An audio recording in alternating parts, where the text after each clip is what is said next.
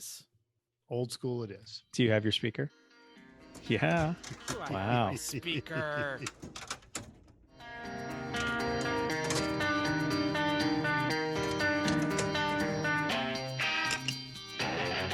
This is Chris.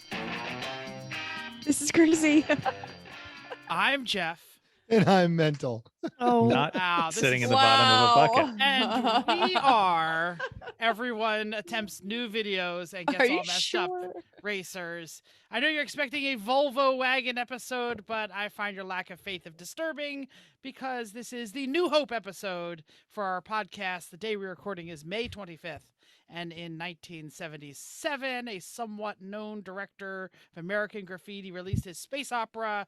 Perhaps you've heard of it. It was called Star Wars. His actual title was Star Wars Episode 4, A New Hope. And quick trivia question. Does anyone know what kind of car George Lucas crashed and decided not to become a professional racer and go into movie? So it was the 70s. I'm going to say it was a MG of some variety. It was the 60s. Okay. Still, I think that still works. It was a Fiat Autobacchina. I'm not really sure what that is. It's some Okay. sort of 500-ish like thing. Anyway, if you're not bull eyeing womp rats in your T16 or driving a car, check out our E1R bingo card and tell us if you got bingo. Take a picture.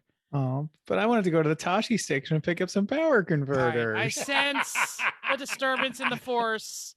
Let's stop doing this and get to what you're working on. Mental. What are you That's working on? Okay. I have successfully moved my hot tub under the porch and it all functions as it should. So I am back to doing the hop, and I have more progress on the old hot tub excavation. Do you remember when you guys were telling me about how you built the boat and you were playing that game called Ooh, What's That Smell? Mm. Yeah, sure. So I'm to that point because I'm digging down, and it apparently before they put gravel in there, they put a bunch of stuff they didn't want to deal with, and then put gravel on top of that. No, just And the like water- trash and Dead stuff. bodies. Yes, and like Did you find any body parts? not yet, tree trimmings and some Oh. other concrete and some like rotting palm fronds and stuff because it still holds water because there's very, very interesting smelling water down the bottom of it. Ew. I What also an incredible smell you've discovered. We coined that phrase. Oh, Yes. that's good. I got Weird Al tickets, so in 2 weeks we're gonna have to record the episode late because I'm gonna go see Weird Al on June 8th. Cool. Chrissy's staring Great. blankly. Who is this? Oh Weird no, Al I'm sorry. I'm person? looking at something else. Yeah. All right. What? No, I know yeah. who he is. I just am surprised that you enjoy him. Really? His You're surprised that shows guy are called Mental fantastic. enjoys Weird Al? Yeah. No. Yes. No. Maybe surprise wasn't the right word. I Yeah, fair enough. apologize. His live shows are amazing. Spent the weekend with the Porsche Club doing high performance drivers education and bummed a ride. And I got to tell you, the new GR86, really good car. Thanks, Buddha, for letting me take it around the track. And finally, a buddy at work traded in his C8 Corvette and Cayenne and got a new Mercedes EQS 450, the all electric S class. No. Let me Mhm. take it for a drive.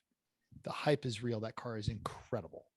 Ooh. Hmm. It weighs twice what your Suburban weighs.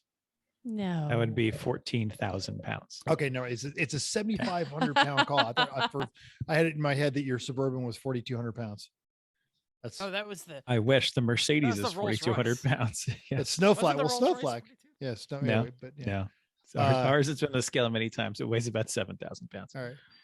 But yeah, those things, you have no idea that it weighs that, and it is really cool. So busy Yeah. week of just weird stuff. Cool. Should I go next? You should. I had kind of a busy weekend. Okay. Right after the podcast. Tell us more. Right after the podcast, my brother, who lives 3 blocks that way, called me and he was like, "Hey, is the vinyl cutter available? I need to come cut some things." I was like, "Yeah, sure, whatever. Come on over." And I said, "What are we cutting?" And he goes, "Oh, we need autocross numbers. We're going autocrossing this weekend." I said, "You are where?" We And I talked quickly about this- registered. We talked about this last weekend. We did?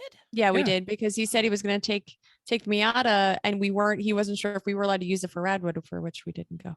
Oh, well, we went autocrossing, and I got two things: a sunburn and a refrigerator magnet. Yay. And it What came. car Wait, did wait, you wait, drive? wait, wait. Yeah, where did you place? What? I did not place. I was terrible. I did 6. Let me tell you, 6 autocross runs is the perfect amount to go. I hate this sport. I'm not good at it. I'm going home. I was I terrible. assume you drove your car I did. I on drove the Veloster which tires? the 19-inch Hyundai Pirelli. Yep. They were terrible. Every time I went in the boost, it just pushed right towards a cone and I hit it.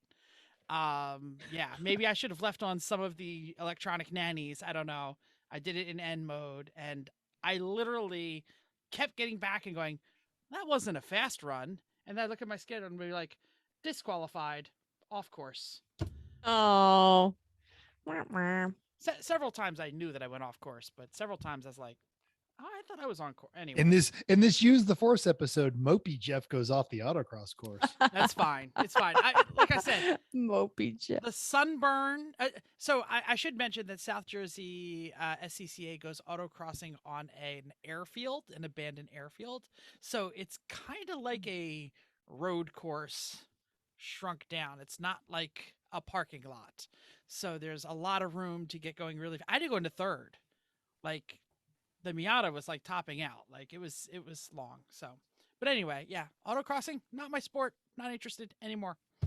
Okay, so anyway, I had a grand plan on Sunday and Monday, or Monday, I should say, because I had Monday off, on staging the race car for race car work. So I pushed the Z. Remember, this is a crash car with no front wheels on gravel, and I pushed it like 20 feet so that I could get the RX-7 behind the fence so my neighbors wouldn't be a problem. And I got it out of the trailer, and I power washed it, and I tried to mount all our tires on it, and 3 out of 4 corners wasn't happening.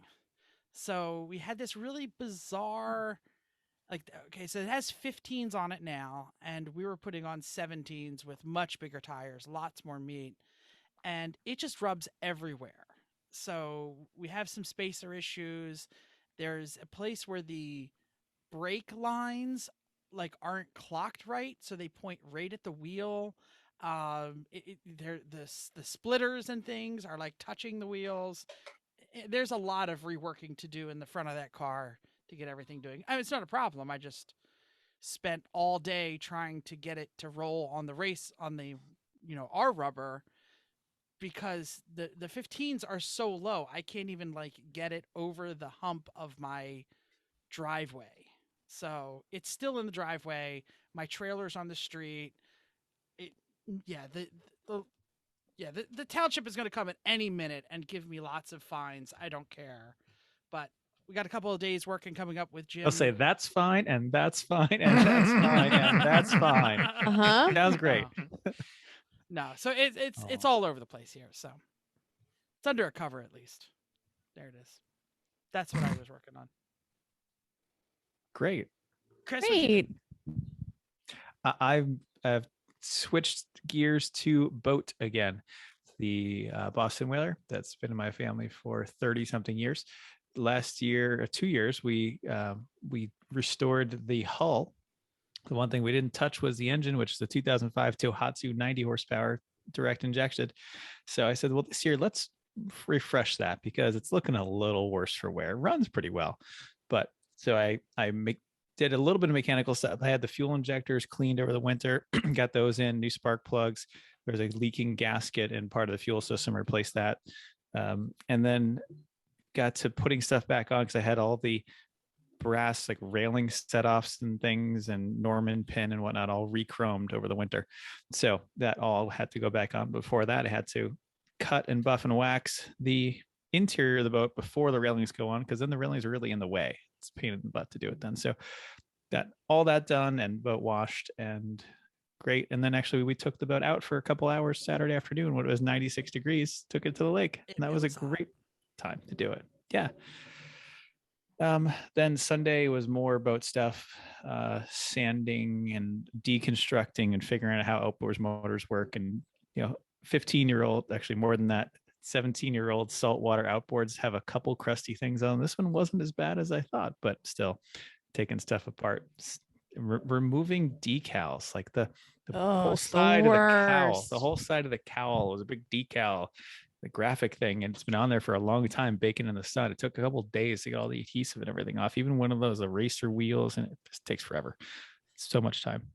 Have a couple cuts on my hands. Yeah, and then now sanding everything on the whole motor, and like all the stuff that was below the water line is all crusty. So I've been hitting that with wire wheels and the grinders and trying to get that. So I finally got a couple coats of primer on a couple of the parts, like the lower unit and whatnot tonight. So making progress there. I also broke my toe. That was fun. What? Yep. Yep. Slammed my pinky toe in the door between the house and the garage because I was trying to close it in a real hurry because our 2.5-year-old nephew was running full speed at the door because he likes to go outdoors. So yeah, I was in a hurry. It's like, no, close it, go start. Close my own toe in it. It's been so exciting. Now you hobble and it's purple. Yep. While I sit there or stand there and sand the boat. Is that what you did? Like you pulled it. Yeah, towards the one to the garage. Like I opened it to put something out the recycling. I go to close it real fast, and my toe is just over the edge apparently because I was in a hurry. Mm-hmm. Yikes. Yep. So it's like one of those things he can hear from wherever he is in the house. He knows when the door opens, and he has to go out. He runs. Yeah. Especially when it's in the garage because he likes to go look at the cars. So, yep. And then he escapes. So there's that. So yeah. So I did half of those things. Sounds like a cat. Yep. Yes, and Toddlers, cats, they're not that different. I'm gonna be honest with you. yeah, he's a little stickier than she is. So yes, but anyway, I had on Saturday while Chris was working on the boat, I had a duck race, which was great. We sold out, but we didn't win. Mental, I bought you all the tickets you wanted, and we didn't win. But that's okay. Every 69 and 96 she could get, and that's true. Oh, well. Didn't matter. But thank you. Thank you. I bought a lot of tickets. Anyway, we enjoyed some downtime on the boat, as Chris said. So I spent Sunday, Sunday? Yes, Sunday, doing brakes on my sister's XB. I saw that on the gram or whatever. Yeah, I put it on both actually. Yeah. So we had bought them for her for Christmas, and we said, well, we knew that they needed to be done sometime, but they started squealing a little, and she just asked if we could get it done, and I wanted to make sure there was nothing else wrong with it. So it took a little bit of discovery. We had some difficulty with why the brakes weren't going, especially for the rear pads were not lining up. You kind of couldn't put them all in the small space that they were supposed to go in. So we figured out just take all the bolts out. So just a little frustration, but we got it done. And then we went to go bed them in, and now they stop on a dime, and they're quiet and they're very nice. So we spent, and then I helped Chris with the, I feel like we should adjust the tip on knife safety, because trying to take the logos off, I put my hand on the top of it, and I put my knife on one side, and I would like razor blade. I would just go like close to my hand and be like, no, don't put your hand there because you know better. And then I slice my hand. So there's that. Jeff Scoutmaster is tweaking. Check out the rusty razor toe. blade that I was using to cut vinyl because it's the only one I could find. That's scary. Okay, You know mine looked much better Never than mind that. my comment about Jeff's safety. I was going to say, how about this safety lady? And I just wrote a thing on hand safety. So cool. Anyway,